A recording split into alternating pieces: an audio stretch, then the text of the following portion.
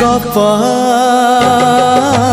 अधार थिला आजी पुराण हेला से गप पढ़ु पढ़ु सत लागिला।